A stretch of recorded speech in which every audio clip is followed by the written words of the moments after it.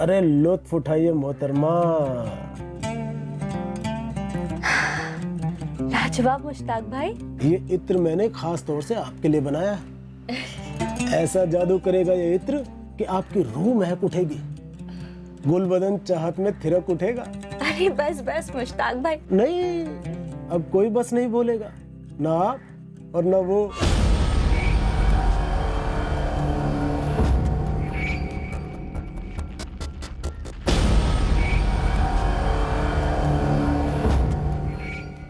दुनिया में हर मर्ज की दवा है और उस दवा का नाम है मुश्ताक। जिंदगी में जब भी तकलीफ हो ना, बिना तकल्लुफ के मेरे पास आ जाना। बंदा बना ही खिदमत के लिए है। जी मुश्ताक भाई, आदाब। आदाब।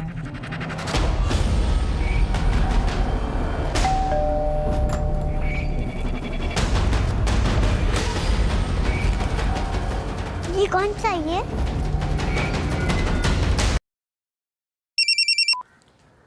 हाँ वाजिद बोल। मुश्ताक भाई जल्दी अपने घर पहुंचिए, जल्दी। क्यों, क्या हुआ वाजिद? मुश्ताक भाई, आफरीन शायद बेहोश हो गई है, उसकी सांस नहीं चल रही, किसी ने शायद हमला किया आपकी बेटी पर। हमला? आफरीन पर? क्या बक रहा है? हसीना कहाँ है? मुश्ताक भाई, हम सब आपके घर के बाहर इकट्ठा हुए हैं। इब्राहिम अभी रिक्शा लेने गया, आप जल्दी आइए। आफरीन, आफरीन उठना बेटा। आफरीन, आफरीन आँख खोलना, आफरीन खोलना। हटी। हसीना भाभी आप मेरे साथ अस्पताल चली। चलो संभाल के, तू जा, मैं जफर को संभालूंगी। हटी हटी, जल्दी हटी। संभाल के। भाई साहब जल्दी जल्दी जल्दी।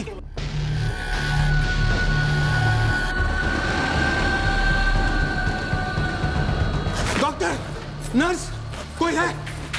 मैडम देखिए, बच्ची की सांस रुक गई है मैडम, डॉक्टर को बुलाइए जल्दी। बच्ची तो मर चुकी है। जी डॉक्टर, मुझे बाहर देखते ही लगा था। गले पर स्ट्रैंगुलेशन के निशान है, पुलिस को फोन करो तुरंत। ये कौन सा है? बोलिए ना कौन सा है?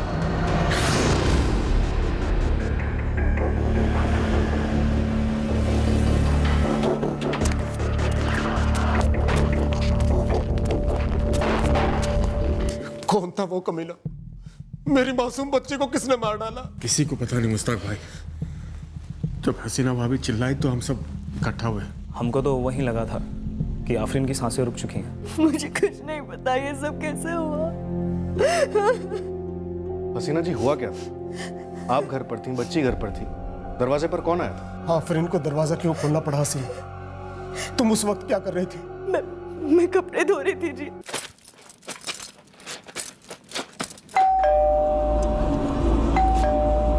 अम्मी मैं देखती हूँ। जा। ना मैंने कुछ देखा ना मुझे कुछ सुनाई दिया, कुछ पता ही नहीं चला।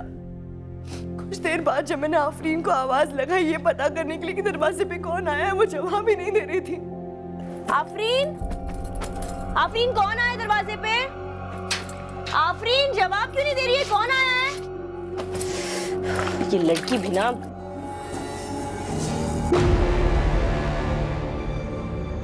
आफरीन, आफरीन, आफरीन बेटा उठ, क्या हो गया तुझे?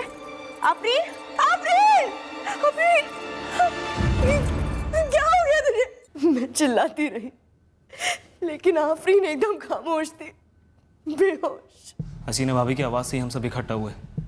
मैंने ही मुश्ताक भाई को फ़ोन किया था। आप दोनों में से किसी ने भी मुश्ताक के दरवाजे पे किसी को नहीं देखा? जी नहीं मैडम, हम जब वहाँ गए तब वहाँ कोई नहीं था।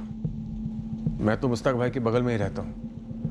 काम से लौटकर घर में लेटने जा रहा था, अचानक मैंने हसीना भाभी की चिल्लाने की आवाज़ सुनी।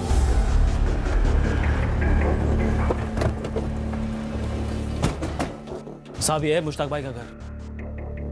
यहाँ मैडम, आफरीन यहीं गिरी हुई थी। हसीना भाभी आफरीन को गोद में लेकर यहाँ बहुत रो रही थी, चिल्ला रही थी बहुत। हसीना और मुश्ताक का एक और भी बच्चा है ना? जी मैडम, जफर नाम है उसका, 2 साल का है। यही नाजिया भाभी के साथ है, इब्राहिम भाई की बीवी। साहब दोपहर का वक्त था, सब खा पी के सुस्ता रहे थे। कोई भी अपने घर के बाहर नहीं था। किसी ने नहीं देखा कि मुश्ताक के घर पे कौन आया था? देखा होता तो जरूर पकड़ लेते साहब। और साहब आफरीन चिल्लाई तक नहीं कि किसी को कुछ सुनाई देता, वरना हम तो यहीं सामने रहते हैं। किसी को कुछ सुनाई भी कैसे देता साहब, जब घर के अंदर आफरीन की अम्मी हसीना तक को कुछ सुनाई नहीं दिया।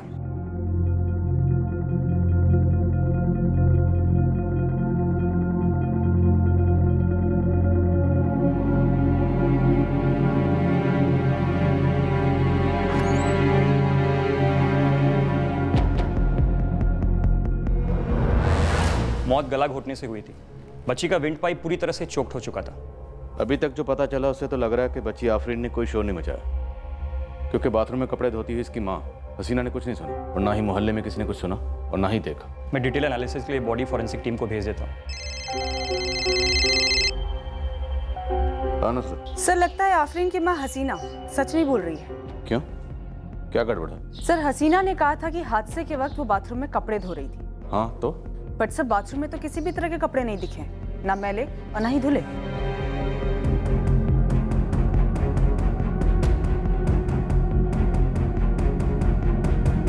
सर, बाथरूम तो एकदम सूखा पड़ा है और तार पे सारे कपड़े भी सूखे पड़े हैं। तो फिर हसीना से ही पूछते हैं, कहाँ है वो कपड़े जो वो धो रही थी?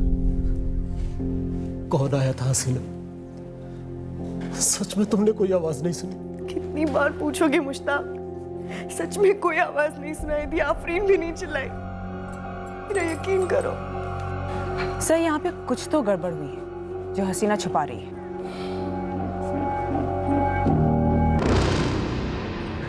वो सीसीटीवी, यहाँ जो भी आया गया होगा, अगर आया था तो सीसीटीवी में जरूर कैप्चर हुआ होगा। वो तो इब्राहिम भाई का घर है साहब। जी वो सीसीटीवी मेरे शौहर ने लगवाया है। ये सीसीटीवी की रिकॉर्डिंग कहाँ रहती नाजिया? जी वो तो सोहेल के अब्बू को ही पता होगा। 8 साल की मासूम बच्ची आफरीन की मौत का केस अब सर के बल उलटने वाला था। सिर्फ हसीना के अविश्वसनीय बयान की वजह से नहीं, बल्कि इब्राहिम शेख के घर के बाहर लगे सीसीटीवी की वजह से भी, जिसने आफरीन की मौत के राज को और भी गहरा कर दिया।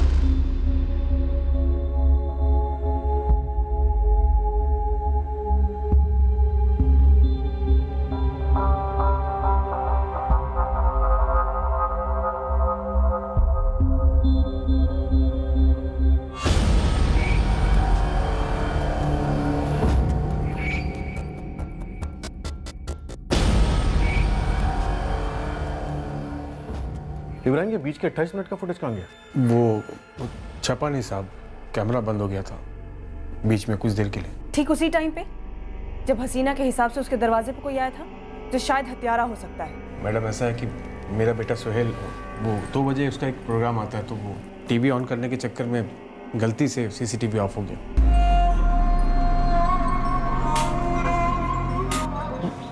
मैडम, सोहेल से अक्सर ऐसी गलती हो जाती है। जैसे ही हसीना भाभी चीखी तो आवाज़ सुनकर मैं बाहर आया तो देखा कि सीसीटीवी ऑफ हो गया। क्या हो गया तुझे? सुनाई नहीं दे रहा तुम्हें? कैसी आवाज? ये तो हसीना भाभी की आवाज है। सोहेल, तूने फिर से सीसीटीवी ऑफ कर दिया? गलती हो गई अब्बू। करते क्या हो तुम इब्राहिम? कारपेंटर हो साहब। रोज दोपहर काम से घर आते हो? हाँ, ज़्यादातर आता हूँ मैडम। खाना खा के सो लेता हूँ, फिर शाम को चाय पी के चले जाता हूँ, फिर रात को लौटता हूँ। फिर भी हमें सीसीटीवी फुटेज चाहिए। जी साहब, जो भी है वो निकलवा के देता हूँ साहब। सिर्फ साधारण आमदनी का कारपेंटर और घर के पास सीसीटीवी कैमरा? हाँ, अजीब तो है। और इस बच्ची की माँ हसीना का बयान भी झूठ मालूम हो रहा है। तुम सही कह रही थी नुसरत, यहाँ कुछ बहुत बड़ी गड़बड़ है।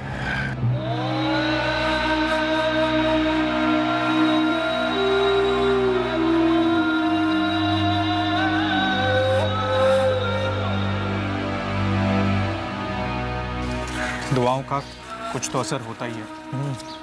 देखते हैं क्या असर होता है।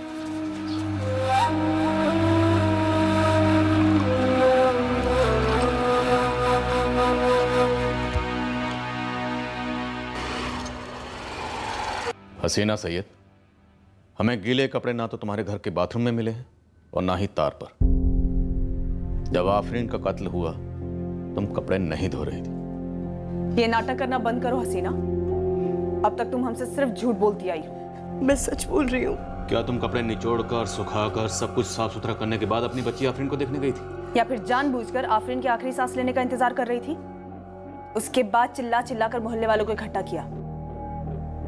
हसीना, क्या नाटक लगा के रखा ये? मैं तो क्या कर रही थी? कौन आया था दरवाजे पर? या कोई आया ही नहीं? बेल बजी ही नहीं। ये क्या बोल रहे हैं आप? कोई आया था, बेल बजी थी, आफरीन गई थी दरवाजा खोलने के लिए। तुम अब भी कहानी बना रही हो। हसीना, सच बोलो, वरना इतना याद रखो कि जिस तरह से तुम झूठे कपड़े धो रही थी ना, वैसे हम तुम्हें धोकर सच सामने ला सकते हैं। मैं इस बार सच ही बोल रही हूँ। दरअसल मैं अंदर के कमरे में सो रही थी।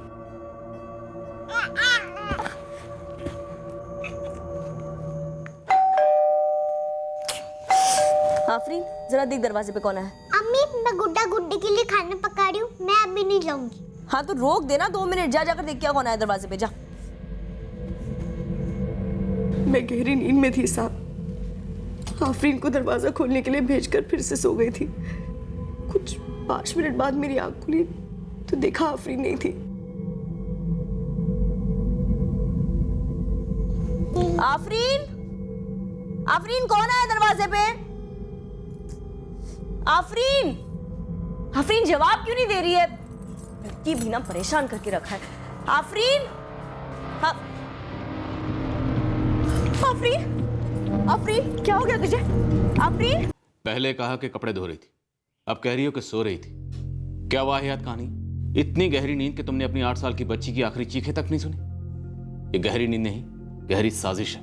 नहीं साहब, ठीक ऐसा ही हुआ था। देखो हसीना, तुम्हारी पकाई दोनों कहानियां ना एकदम फीकी है। हम नमक मिर्च लगाकर असली कहानी भी बाहर निकाल सकते हैं। एक और मौका देते हैं। सच सच बताओ। मैं सच ही बोल रही हूँ। मैं दरअसल डर गई थी कि मेरे शौहर मुझ पर बरसेंगे कि आफरीन को दरवाजा खोलने के लिए मैंने क्यों भेजा, इसलिए तब मैंने झूठ बोला था, लेकिन अब सच बोल रही हूँ। सच तो तुम अब भी नहीं बोल रही। कोई बेल बजी नहीं, दरवाजा खुला ही नहीं, तुमने खुद अपने हाथों से आफरीन का गला घोटा। आप क्यों मुझ पे इतना भद्दा इल्जाम लगा रहे हैं? मैं अपनी बेटी की जान क्यों लूंगी? ये तुम हमें बताओगी। तुम्हारा पड़ोसी इब्राहिम शेख, उसे घर के बाहर सीसीटीवी कैमरा क्यों लगाए? मुझे क्या मालूम? वो सीसीटीवी कैमरा उसी वक्त बंद क्यों हुआ जिस वक्त आफरीन का कत्ल किया गया? मुझे नहीं पता ये सब। सब पता है तुम्हें। इब्राहिम ने जानबूझकर वो सीसीटीवी बंद किया ताकि सबूत ना रहे। किस सबूत के बारे में बात कर रही है? क्या बोल रहे हैं आप लोग? तुम बोलो हसीना, क्या चल रहा है तुम्हारे इब्राहिम के बीच में? तुमने और इब्राहिम ने मिलकर नाटक रचा था ना। असल में तुम्हारे घर के बाहर कोई आया ही नहीं था। ये झूठ पकड़ा ना जाए इसीलिए सीसीटीवी कैमरा एंड टाइम पे बंद किया गया। क्या पकड़ा है तुम्हारे इब्राहिम के बीच में? कुछ नहीं, कुछ भी नहीं। पर आप लोग ख्याली खिचड़ी पका रहे हैं। रत्ती भर का लिहाज नहीं कि आप एक माँ से बात करें जिसकी बेटी का भी कत्ल हुआ है। इस बात को समझते हैं आप लोग? मुझे भी ऐसा ही लग रहा है कि हसीना ने किया होगा। जब पुलिस वाले पूछताछ कर रहे थे हम लोगों को तभी बता देना चाहिए था। तो अभी बता देते हैं ना, मोहल्ले से बाहर कर देते हैं उस चुड़ैल हसीना को। और ये नाजिया के घर का क्या माजरा है? उसके शौहर इब्राहिम ने सीसीटीवी क्यों लगाया और वो एन वक्त पर बंद कैसे हो गया? सॉरी अम्मी। चुप, सॉरी के बच्चे। अगर किसी ने पूछा तो क्या बोलेगा? क्या बोलूं? आप ही बोलो। यही बोलना कि सीसीटीवी का स्विच तूने बंद किया था, समझा? कभी भी कोई भी तुझसे कुछ पूछे सिर्फ यही बोलना। जी अम्मी, लेकिन गलती से हो गया था, मुझे पता ही नहीं चला।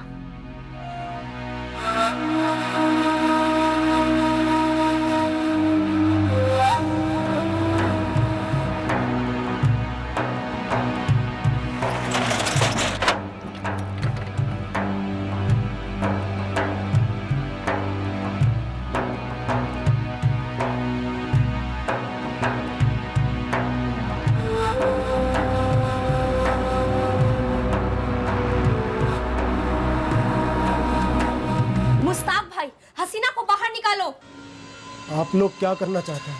हम मोहल्ले के बीचों बीच मार मार कर उसे सच उगलवाएंगे। आप बाहर निकालिए उसे। मुस्ताक भाई, इस बेरहम औरत को आपको घर से पहले ही निकाल देना चाहिए था। मैंने अपनी आफरीन को खोया और इस वक्त मुझ में ये सब बातें करने की ताकत नहीं है। तो जुटाइए ताकत और हटाइए उसे। आप अपने इत्र की खुशबू में इतने खो गए मुस्ताक भाई कि अपने घर में पनप रही सड़न को सूंघ नहीं पाए। बाहर निकालिए उसे, अभी के अभी निकालिए। औरत जात समझकर पुलिस वाले नरमी से पेश आते होंगे, लेकिन हम मोहल्ले की औरतें दिखाएंगे उसे कि हम किस मिट्टी के बने हुए हैं। अरे वो सिर्फ नाम की हसीना है, अंदर से बदसूरत है, बदसूरत। मैं पुलिस बुला रहा हूँ। डायनों के लिए कोई जगह नहीं है हमारे मोहल्ले में। बुलाइए उसे। अगर बाहर नहीं भेजा तो हम अंदर आ जाएंगे। झाड़ू और जूतों से मार मार कर निकालेंगे उसे। सब जल्दी आइए, फसाद होने को है। अगर हसीना इनके हाथ आ गई तो ये लोग उसे जान से मार डालेंगे। बाहर निकालिए हसीना को, निकालो हसीना को बाहर, अंदर आ रहे। सर, भीड़ बिखर गई है, लेकिन एक खबर सामने आई है। ये जो हसीना है वो आफरीन की सौतेली माँ थी और मोहल्ले के हर बंदे का यही कहना है कि हसीना आफरीन के साथ बहुत बुरा सलूक करती थी। 1 किलो चावल है आफरीन, जो दुकान वाले चाचा ने दिया था वो मैं ले आई अम्मी। और आधे रास्ते में गिराते हुए आई है।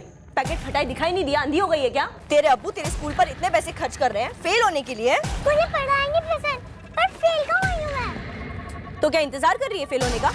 इतने कम नंबर फेल बराबर ही होते हैं। अब्बू से कहकर ना तेरा स्कूल ही छुड़वा देती हूँ। फिजूल पैसों की बर्बादी है ना। मुझे स्कूल पसंद है पर पढ़ाई नहीं। चुप कर। बड़ी आई शहजादी साहब की बाप ने पसंद नापसंद। सर, हसीना का कोई ना कोई कनेक्शन पक्का है आफरीन के मर्डर से। हाँ, हसीना का इन्वॉल्वमेंट तो रूल आउट नहीं कर सकते, लेकिन उसके साथ कोई और भी रहा हो, क्योंकि पोस्टमार्टम की रिपोर्ट के हिसाब से आफरीन का गला घोटने वाले हाथ शायद किसी मर्द के हैं। डिटेल एनालिसिस हो चुकी है। फॉरेंसिक टीम का कहना है कि विक्टिम के गले पर जो फिंगरप्रिंट्स मिले हैं उनकी साइज देखकर ऐसा लगता है कि गला दबाने वाले हाथ शायद किसी आदमी के थे। इसका मतलब है घर में वाकई कोई आया था या शायद पहले से मौजूद था, और ये हसीना कहानी बन रही है कि उसे मालूम ही नहीं कि कौन आया था। मुश्ताक जी, आफरीन की बॉडी दोपहर 2 बजे तक आपके हवाले कर दी जाएगी। उसे घर कैसे लाऊं? जनाजा कैसे उठेगा? मोहल्ले वाले तो। उसकी फिक्र आप मत कीजिए, हम मोहल्ले में बंदोबस्त ड्यूटी लगवा देंगे। लेकिन अच्छा ये रहेगा कि हसीना उस वक्त यहाँ ना रहे। अपने घर के बाहर तुमने सीसीटीवी कैमरा लगाया, कोई खास वजह? हिफाजत के लिए लगाया मैंने। आप तो जानते ही कि कितने बच्चों को उठा लिया जाता है, घरों में चोरियां होती हैं। डर था मुझे भी, इसलिए लगाया मैंने साहब। तुम्हारे बच्चों को किससे खतरा है? तुम्हारे घर में ऐसी कौन सी कीमती चीज है जिसके चोरी होने का तुम्हें डर है? एन मौके पे सीसीटीवी किस डर से बंद कर दिया? अभी मत बोलना इत्तेफाक से हुआ, दम नहीं है इस झूठ में। झूठ नहीं बोला साहब। क्या साहब, आप लोग तो बोलते हो, वो टीवी में क्राइम पेट्रोल में भी कहते हैं कि सतर्क रहो, सीसीटीवी लगाओ। फिर एक आदमी लगाया तो उसी की क्लास ले लो। क्लास इसलिए नहीं ले रहे कि सीसीटीवी क्यों लगाया। एक कांड हुआ और एन मौके पर सीसीटीवी कैमरा बंद हो गया, इसके लिए क्लास ले रहे। अब तुम ये बताओ, सीसीटीवी कैमरा बंद हुआ या बंद किया गया? साहब, मैंने पहले भी बोला आपको कि सोहेल से गलती से बंद हो गया था टीवी ऑन करते वक्त। तूने अपने काम की जगह पे तो सीसीटीवी लगाया नहीं, अपने घर पे लगाया। कोई खास वजह तो रही होगी। आप लोग क्यों मेरे पीछे पड़ गए हो? आप लोग पकड़िए ना हसीना भाभी को। सारा मोहल्ला जानता है कि झूठ बोल रही। कोई आया होगा उसी से मिलने। कौन था वो? कहीं वो तू ही तो नहीं था? तौबा साहब तौबा, ऐसा करना क्या, सोचना भी गुनाह है। आप लोग जाइए, पूछिए मुश्ताक भाई से, क्या उनको नहीं मालूम था कि हसीना भाभी चिढ़ती थी आफरीन से? सौतीन माँ जो थी।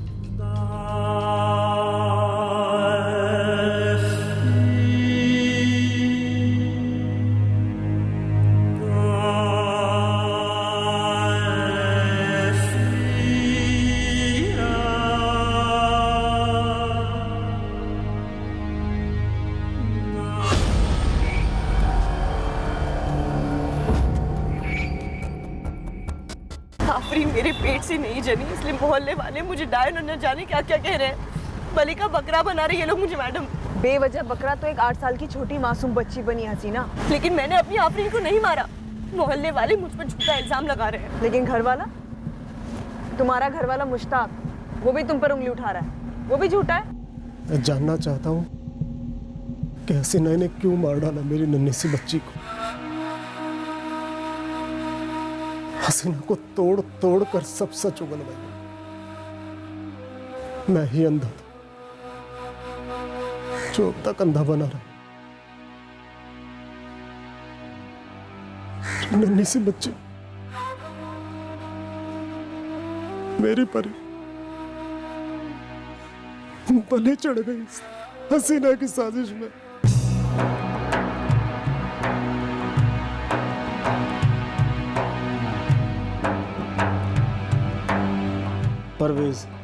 परवेज बेग नाम है उसका। उसी के साथ मिलकर मेरी बीवी हसीना ने ये साजिश की है। कौन है ये परवेज बेग? कभी दोस्त हुआ करता था मेरा, लेकिन मैं ही मिला उसे पीठ में खंजर भोंकने के लिए। मुश्ताक जी, जरा खुल के बताएंगे, इस परवेज बेग का आफरीन के मर्डर से क्या ताल्लुक है? आपकी बीवी से इसका क्या ताल्लुक है? और आपको क्या लगता है, उस दिन ये खुद आपके घर आया था या फिर इसे बुलाया गया था? परवेज ही हसीना को मेरी जिंदगी में लेकर आया था 4 साल पहले, लेकिन तब मुझे पता नहीं था कि ये एक चाल थी।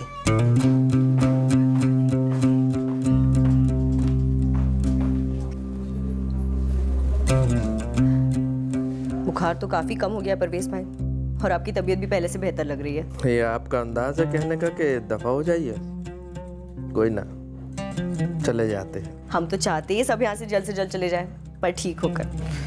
भाई मुश्ताक मियां, मोहतरमा तो हमें धक्के मार मार के अस्पताल से निकाल रही हैं। वार्निंग मिली है कि आज ही क्या दफा हो जाइए यहाँ से। आपकी सारी दवाइयाँ फाइल में लिख दी है परवेज भाई जी, वक्त से लेते रहिएगा। सभी मरीजों का बहुत ख्याल रखते हैं। बहुत अच्छी खातून है, नेक दिल और खुश मिजाज, और खूबसूरत भी है। हाँ नहीं मतलब। हाँ नहीं मतलब मियाँ? अरे भाईजान कहिए तो बात चलाए। अरे परवेज मियाँ, खुद भी पिटोगे और मुझे भी पिटवाओगे। हम कोई गलत बात चलाने की थोड़ी बात कर रहे हैं, नेक नियत है, और हम तो उनसे बात कर भी चुके हैं। अकेली रहती है मोहतरमा। पर मैं अकेला नहीं रहता, आफरीन रहती है मेरे साथ। इसलिए तो आफरीन को अम्मी की ज़रूरत है और आपको एक हमसफ़र की। एक तीर और दो निशाने। बोलिए क्या कहते हैं? परवेज की मदद से 1 महीने में हमारा निकाह हो गया और मेरे जिगर के टुकड़े आफरीन को हम दोनों मिलकर प्यार से पालने लगे। आप परवेज की साजिश के बारे में कुछ बता रहे थे। निहायत ही भद्दा और कमीना इंसान निकला है परवेज। मैंने उसे हमेशा अपना दोस्त समझा। मैं उसका शुक्रगुजार था कि उसने मुझे हसीना से मिलवाया, लेकिन मिलन तो कहीं और ही चल रहा था। पहले मेरी पीठ के पीछे और फिर मेरी नाक के नीचे। दोस्त था तो सीधे पूछने में हिचकिचाहट होती थी। समझ में नहीं आता था कि क्या करूं क्या नहीं, लेकिन अंदर तो मालिक जैसे लावा उमड़ रहा था। फिर भी पहले तमीज से परवेज से गुजारिश की और फिर हसीना से कि हमारा इस्तेमाल मत करो, हमें मजाक मत बनाओ पूरे मोहल्ले में, सारी बिरादरी में। फिर क्या कहा दोनों ने? बोले गलत फहमी है मेरी, ऐसा कुछ नहीं है। लेकिन था मालिक और है। मैं कभी बेइज्जती के डर से बता नहीं पाया। मैं तो लगता है कि सफर भी हम दोनों का ही बेटा है, हमारा नहीं। पूरी दुनिया हमें बता चुकी थी कि हसीना आफरीन के साथ बदसलूकी करती, गंदा बर्ताव करती। जैसी वो दिखती वैसी है नहीं, लेकिन ना जाने हम किस उलझन में रह गए। हमें कुछ समझ में नहीं आया कि किस पर भरोसा करें और किस पर नहीं। सा आज मैं भुगत रहा। न जाने मेरी बेटी उन चंद लम्हों में क्या भुगती होगी जब उसका कत्ल हुआ था। परवेज और हसीना को भी वैसी तकलीफ मिलनी चाहिए, बिल्कुल वैसी जैसे मेरी बेटी ने भुगती थी। साहब सदमे से मुश्ताक सठिया गए हैं। और मोहल्ले वाले वो भी सठिया गए हैं। साहब वो बाहर वाले हैं, जलते हैं मुझसे। मेरा यकीन मानिए, आफरीन कभी मेरे लिए सौतेली थी ही नहीं। 4 साल से मेरे और उसके बीच में एक माँ बेटी का रिश्ता रहा है। और परवेज के साथ कितने सालों से और कैसा रिश्ता है तुम्हारा हसीना? साहब कल आफरीन के जनाजे में जिस नफरत के साथ मुश्ताक मुझे घूर रहा था, तभी मैं समझ गया था कि उसका अगला कदम क्या होगा। ठीक वही हुआ, पर मुझ पे लगाया इल्ज़ाम बेबुनियाद है। इल्ज़ाम लगा तो है परवेज, अब तुम खुद तशरीफ लाओगे या हम आए तो मिलेंगे? और भागने की तो सोचना भी मत। साहब भदोई मंडी में मेरी सालों से कालीन की दुकान है, तो भागने वागने का तो कहीं सवाल ही पैदा नहीं होता। मेरे कालीनों की तरह मेरा दामन भी बेदाग है। मैं भी पहुंचता हूँ आपके पास थाने। साहब बीवी पे शक मुश्ताक को था, ठीक है? आगे बोलो शफाक। तो फिर मुश्ताक की जगह बगल में रहने वाले इब्राहिम ने सीसीटीवी क्यों लगाया था? शायद मुश्ताक ने उससे कहा इन दोनों की आपस में कोई सेटिंग हो। लेकिन ऐन मौके पे सीसीटीवी तो बंद पड़ गया था इब्राहिम का। हम इस बच्चे सुहेल से भी बात करने वाले, लेकिन है तो बच्चे ही, डर और दबाव में होगा। ये सारा खेला इब्राहिम का लग रहा है। कोई अलग सा प्लान, या फिर मुश्ताक का, या फिर हसीना का परवेज के साथ मिलकर। अशफाक एक काम कर, अंदर तक घुस। यहाँ कुछ भी सीधा नहीं लग रहा है। उस बच्ची आफरीन की असली माँ कौन थी इसका पता लगा, उसके साथ क्या हुआ था, सब कुछ। ये मुश्ताक जो भी कहानी पेलेगा अपने फायदे के लिए पेलेगा, और इस इब्राहिम कारपेंटर का पूरा चिट्ठा निकाल।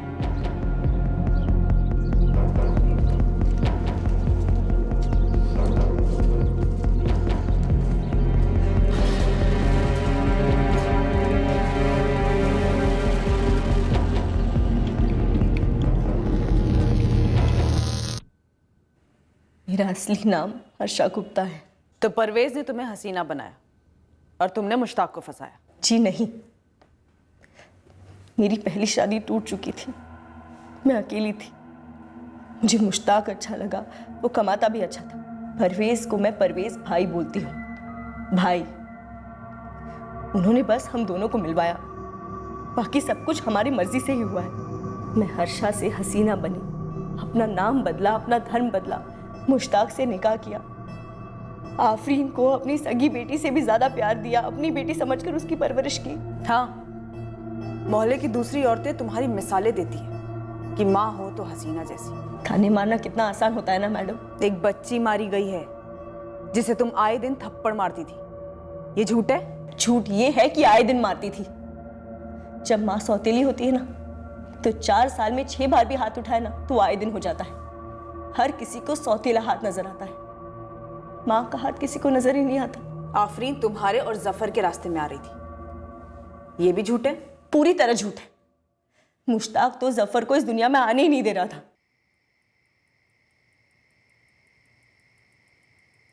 मुश्ताक, इस बार तो इस बच्चे को दुनिया में आने दो।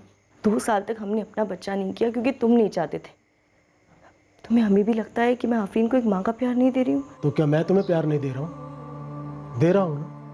तो फिर हमारे बीच तय हुआ था हसीना कि इस घर में सिर्फ 3 लोग रहेंगे, आफरीन और हम दोनों। पर एक ऊपर वाले की मर्जी भी तो होती है ना, जिसने मेरी कोख में एक जान डाल दी है।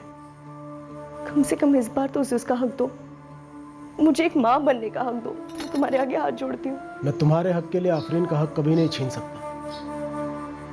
ले लो, और मेरी ना का मतलब हमेशा ना ही होता है। मुश्ताक को लगता है कि जफर उसका नहीं, परवेज का। हसीना उस दोपहर दरवाजे पे परवेज ही था ना, जैसे वो अनगिनत दोपहरों को आया करता था? नहीं, बिल्कुल नहीं। मुझे नहीं पता उस दोपहर को कौन आया था। और रही बात मुश्ताक की, तो हाँ, उसे लगता है मैंने उसे धोखा दिया, क्योंकि जफर के वक्त मैंने गोली नहीं ली, बच्चा नहीं गिरने दिया। तुमने ऐसा करने की हिम्मत कैसे की? मुझे एक बार माँ बनना है जी। लेकिन मुझे आफरीन के अलावा किसी का बाप नहीं बनना है। गिरा दो आज के आज। नहीं हो सकता, 3 महीने हो चुके हैं, मैं डॉक्टर को मिल चुकी हूँ, नहीं हो सकता। मेरे साथ धोखा हुआ है। तुमने क्या है हसीना? बच्चे को धोखा नहीं कहते जी, वो कभी आफरीन के रास्ते में नहीं आएगा, बल्कि आफरीन को एक भाई या बहन मिलेगी, और हमारे जाने के बाद दोनों एक दूसरे का ख्याल रखेंगे। मैं अपनी आफरीन के लिए इतना बनाकर छोड़ूंगा कि अपना ख्याल रखने के लिए उसे किसी की जरूरत नहीं पड़ेगी। और इस वक्त तुम मेरे बताए हुए डॉक्टर के पास चलोगी, देखते हैं वो क्या कहता है। लेकिन एक बात कान खोलकर सुन लो, ये बच्चा गिरे या ना गिरे, तुम मेरी नजरों में जरूर गिर चुकी हो हसीना। 2 साल से मुझसे एक दुश्मन की तरह पेश आते रहे हैं मुश्ताक। एक ही रट लगी रहती है कि मेरे और परवेज भाई का चक्कर चल रहा है। और जफर साहब, मैं आपसे सच कह रही हूँ, मेरा और परवेज भाई का एक पाक रिश्ता है, भाई बहन वाला। जैसा कि मैंने आपसे पहले भी कहा सर, मुश्ताक का शक बिल्कुल बेबुनियाद है। झूठ बोल रहा है कि हर दोपहर में उसके घर जाता था, लेकिन ये सच है कि हसीना को जब भी तकलीफ होती थी या वो मुझसे मदद मांगती थी, मैं हाजिर हो जाता था, लेकिन सिर्फ एक भाई के नाते। मुश्ताक तो ये भी इल्ज़ाम लगा रहा है कि जफर दरअसल उसका... जानता हूँ सर, क्या कहे, गंद भरी पड़ी है मुश्ताक के दिमाग में। जफर उसका अपना खून है सर। ये सच है कि जफर को इस दुनिया में लाने में मेरा हाथ था, लेकिन उस गंदे तरीके से नहीं जैसे वो मुश्ताक सोचता है। तुम खुद अपने आप को मां बनने से रोक रही हो हसीना। क्या मतलब परवेज भाई? देखो, हर बारी जब तुम पेट से होती हो, सबसे पहले मुश्ताक को बताती हो, और उसके बाद वो बच्चा गिराने वाली दवाई तुम्हें देता है, सही है ना? तो बोलो ही मत ना कि पेट से हो। देखो, इस बारी जब महीना नहीं आएगा तो उसको कुछ बताना ही मत। नहीं परवेज भाई, मुश्ताक बुरा मानेंगे, बहुत बिगड़ेंगे मुझ पर। तो इस वक्त भी तो तुम कोई बहुत खुश नहीं हो ना। देखो, बच्चा चाहिए तो इसके अलावा और कोई रास्ता नहीं है। मसला तुम्हारा है, हल भी तुम्ही को ढूंढना होगा। सर, किसी जोड़े के निजी मामलों में दखल देना किसे पसंद आता है? बहन मानता हूं हसीना को, इसलिए सलाह दी थी। बाकी मेरी अपनी निजी जिंदगी है, शादी है जिसमें मैं बहुत खुश हूँ। आफरीन की मौत से सबसे ज्यादा फायदा किसका है परवेज? अगर आपको लगता है हसीना को, तो गलत सोच रहे हैं आप। मुश्ताक को इतना सीधा आदमी समझते हैं? अगर आफरीन को मारकर जफर और हसीना को सब कुछ इतनी आसानी से मिल जाता, तो आफरीन की अपनी सगी मां लुबना यूं ही छोड़ देती मुश्ताक को। आफरीन की मां लुबना कहाँ है इस वक्त? नहीं जानता साहब, क्योंकि मुश्ताक और लुबना जब साथ में रहते थे तब मेरी मुश्ताक से दोस्ती नहीं हुई। लेकिन एक बात कह सकता हूँ सर, मुश्ताक उन आदमियों में से तो कतई नहीं है जो किसी एक औरत की बेवफाई से पूरी तरह पिघल जाता। जब मैं सोच रही हूँ तो मुझे ऐसा लग रहा है, ऐसा भी तो हो सकता है कि आफरीन को इसलिए मार डाला ताकि सारा इल्जाम मुझ पे आ जाए और मैं रास्ते से हटा दी जाऊं। क्यों? तुम किसके रास्ते का कांटा हो हसीना? साहब मुश्ताक मुझसे नफरत करता है। पर वो अपनी बेटी से प्यार करता था। तुम्हें रास्ते से हटाने के लिए वो अपनी सगी बेटी की जान क्यों ले गया? साहब मुश्ताक के लिए मैंने अपना धर्म बदला, उसके घर को संभाला, बेटी संभाली, उसकी शकी मिजाज को झेला, पर हुआ क्या? उसने मेरी बात पर बिल्कुल एतबार नहीं किया। उल्टा दूसरों की तरह उसने सीधा सीधा मुझ पर उंगली उठाई। मौका तुमने खुद दिया। झूठ से शुरुआत करके उंगली उठाने का न्योता तुमने खुद दिया हसीना। साहब मैंने वो झूठ डर के मारे बोला था, किसी साजिश के मारे नहीं। साजिश हुई जरूर है साहब, पर वो मेरे खिलाफ हुई है। तुम अब भी इशारा मुश्ताक की तरफ ही कर रही हो। देखिए साहब, अगर इब्राहिम के घर के बाहर आप जो बोल रहे हैं वो कैमरा लगा हुआ है, वो एन वक्त पे बंद नहीं होता तो अब तक दूध का दूध पानी का पानी हो चुका होता। लेकिन मेरी बदकिस्मती कि ऐसा नहीं हुआ। उल्टा आप लोगों को शक हो गया कि मेरा इब्राहिम के साथ चक्कर चल रहा है, और यहाँ मुश्ताक को लग रहा है मेरा परवेज भाई के साथ चक्कर चल रहा है। आप लोगों ने कैसी औरत समझ रखा है मुझे? साहब यहाँ एक गणेश यादव किराना वाला, उसकी दुकान पर सीसीटीवी है और वो कभी बंद नहीं रखता। 18 अक्टूबर की दोपहर को भी चालू था। मुश्ताक के घर की रेंज में? एक गली छोड़ के, लेकिन एकदम सही जगह पर है। इसके सामने डेड एंड है। इधर एक ही गली है जो मुश्ताक के घर की तरफ जाती है। मुश्ताक के घर जाने वाला या वहाँ से आने वाला हर एक शख्स इस सीसीटीवी में कैद होगा ही होगा। साहब मेरे जहन में नहीं आया कि मेरे कैमरे में खूनी आया होगा। ऐसे कैसे जहन में नहीं आया? सीसीटीवी लगवाया है क्यों? टोपी से क्या ये? नहीं है, ऐसा नहीं है साहब। ऐसा नहीं है वैसा नहीं है, छोड़।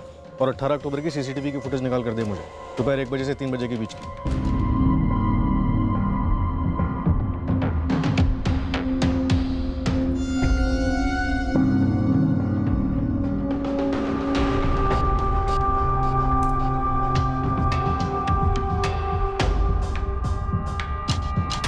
भरी दोपहर में हाजिर उमर, कंधे पर नहीं, चेहरा लपेटा हुआ। और सर सीसीटीवी की रेंज में आते ही चेहरा ढका गया।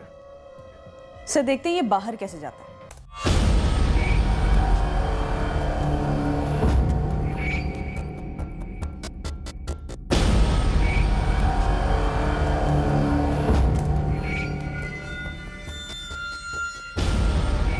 बंदा चालाक है, पक्का जानता होगा कि यहाँ सीसीटीवी कैमरा लगा हुआ, इसलिए मुंह नहीं पीठ दिखाकर भागा। सर इब्राहिम का सीसीटीवी में पीठ दिखाने की कोई गुंजाइश ही नहीं। उसके मुताबिक उसके बेटे ने ये इब्राहिम भी शायद इस साजिश में शामिल है।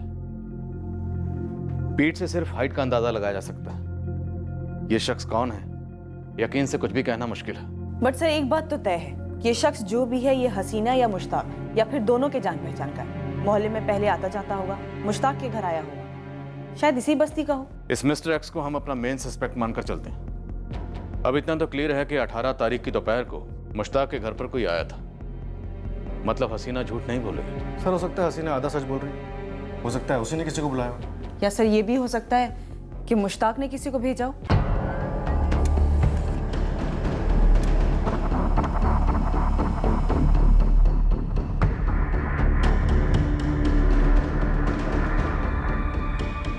ना मुश्ताक ना हसीना उस नकाबपोश आदमी की पहचान कर पाए।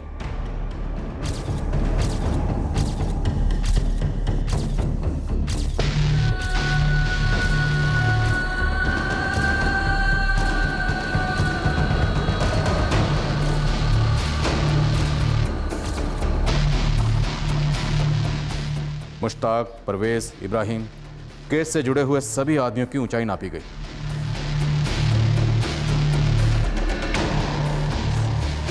फिर सीसीटीवी में कैद आदमी के साथ उसे मैच करने की कोशिश की गई, पर इनमें से कोई भी आदमी हमारे सस्पेक्ट के पास भी नहीं आ रहा था। सर किसी के भी फोन रिकॉर्ड्स में कुछ भी ऐसा नहीं मिला जिस पर शक किया जा सके। 18 अक्टूबर की दोपहर को किसी भी नंबर की लोकेशन हाशिम नगर नहीं थी। सर आफरीन का कत्ल एक सोची समझी साजिश थी।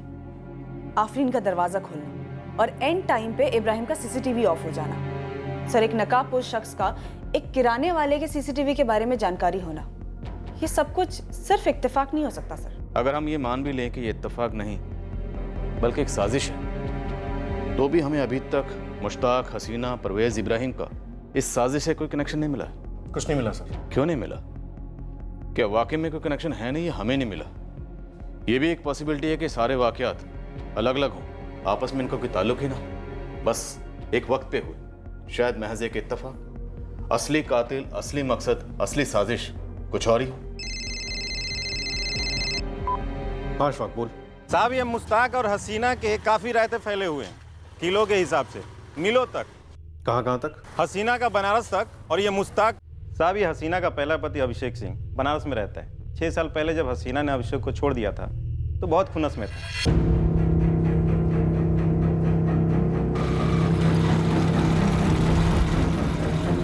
हसीना सैयद तब हर्षा गुप्ता थी, पर उसका अभिषेक से कोर्ट में कोई तलाक वलाक नहीं हुआ। बस एक दिन हर्षा उर्फ हसीना अभिषेक और उसके घर को छोड़कर भाग गई। ये हर्षा उर्फ हसीना के मायके में कौन कौन है? कोई नहीं है साहब। ये हसीना भी बनारस की है। शायद इसका पहला पति अभिषेक बदला लेने आया होगा या किसी को भेजा होगा यहाँ। और मुश्ताक का रहता जौनपुर में? उसकी पहली बीवी रहती है ना वहाँ। लुबना, आफरीन की माँ। ना, वो तो अभी रंगमंच पे आई ही नहीं है। उससे भी पहले वाली मुश्ताक की सबसे पहली बीवी का नाम कौसर है, जो जौनपुर में रहती है और पान की दुकान चलाती है। अरे कौसर भी, पैसे कौन से भागे जाने? तो पैसे चलकर आ भी तो नहीं रहे मेरे पास। ये पान आखिरी पान था। कल तक मेरा हिसाब नहीं चुकाया ना तो तुम्हारी ये फटफटिया मेरी। कौसर के 2 बेटे हैं, यूसुफ और अफजल। ये दोनों मुश्ताक के? हाँ जनाब, ये दोनों मुश्ताक के ही बेटे हैं। तो ये हसीना दरअसल मुश्ताक की तीसरी बीवी है? हाँ मैडम, लेकिन इस रायते की रेसिपी समझने के लिए आपको लिख के रखना होगा। ये हर्षा उर्फ हसीना मुश्ताक की तीसरी बीवी है, लेकिन शादी चौथी है। उसकी पहली बीवी थी कौसर, जौनपुर में, जिससे यूसुफ और अफजल हुए, जो मैंने अभी आपको बताया। फिर आई लुबना से आफरीन हुई। लुबना से तलाक के बाद आफरीन को मुश्ताक ने अपने पास रख लिया। फिर उसने अपनी पहली बीवी कौसर से फिर से निकाह किया दूसरी बार। और कौसर को फिर से तलाक दिया दूसरी बार? बिल्कुल दुरुस्त साहब। फिर हर्षा आई, जो हसीना बनकर इसकी तीसरी बीवी बनी, लेकिन शादी चौथी थी। एक 8 साल की मासूम बेगुनाह बच्ची को मारकर कोई क्या साबित करना चाहता था? क्या अभिषेक हर्षा और हसीना को फंसाना चाहता था, या फिर कौसर मुश्ताक को कोई जख्म देना चाहती थी? कौसर के पास कोई वजह थी? किलो के हिसाब से साहब, ये जो कौसर है रंगमंच या फिल्म के किरदार से कम नहीं है। मुश्ताक और कौसर ने 2 बार शादी की, 2 बच्चे किए, 2 बार तलाक ली। पहले तलाक से पहले कौसर ने मुश्ताक के नाक में दम कर रखा था। एक बार तो कौसर ने मुश्ताक को जेल भी भिजवाया था। अब देखती जा कौसर, अगर तेरी जिंदगी बर्बाद नहीं की ना तो मेरा नाम भी मुश्ताक नहीं। तो फिर तो तू अपना नाम बदल ही ले, क्योंकि तू कुछ करे और मैं उसका जवाब सूद समेत ना दूं तो मेरा नाम भी कौसर नहीं। साहब, ये तो था 13 साल पहले का राय था, लेकिन हाल ही में 4 महीने पहले मुश्ताक ने कौसर से फिर से पंगा ले लिया। कैसा पंगा? जौनपुर वाला मकान बेच के, जिसमें कौसर अपने दोनों बेटों के साथ रहती थी, वो भी कौसर को बिना बोले। मेरा घर है कौसर, किसी को बेचूं या खैरात में दूं मेरी मर्जी। तू कौन होती है बीच में बोलने वाली? अरे तेरे 2 बच्चों की अम्मी हूं मैं वो हूं जिसे तू एक दमड़ी नहीं देता घर के खर्च के लिए, और ऊपर से सर से छत छीन रहा है। अब तू देख मैं तेरे से क्या छीनती हूँ। बर्बाद कर दूंगी तुझे। पागल कुत्ते की तरह घूमेगा, ऐसी हालत ना की ना मैंने तो मेरा नाम भी कौसर नहीं। तो ये है पूरे फैले हुए रायते की हिस्ट्री साहब। इस मर्डर में कौसर और मुश्ताक के दोनों बेटे यूसुफ और अफजल भी शामिल हो सकते हैं। इन लोगों के आपस में मिले, फैले और खट्टे पड़े रायते की वजह से एक 8 साल की मासूम बेगुनाह बच्ची की जान चली गई। सर, आफरीन मुश्ताक की कमजोरी थी, उसकी दुखती रग थी। कहीं ऐसा तो नहीं कि मुश्ताक को ठेस पहुंचाने के लिए आफरीन की जान ले ली गई हो? ये ठेस मुश्ताक को ही पहुंचानी थी, या फिर हसीना को, जिस पर बुरी सौतेली मां होने का ठप्पा पहले से लग चुका था? या फिर क्या ये सारा कुछ एक साजिश थी, एक चाल थी इन्हीं दोनों की, जिसका मकसद अभी सामने नहीं आया था? हम इस केस में अब भी अंधेरे में हाथ पैर मार रहे थे, और हाँ, तहकीकात के नए एंगल्स भी खुल रहे थे। अभी भी एक ऐसी औरत थी जिस तक पहुंचना बेहद जरूरी था, पर हम पहुंचे नहीं थे।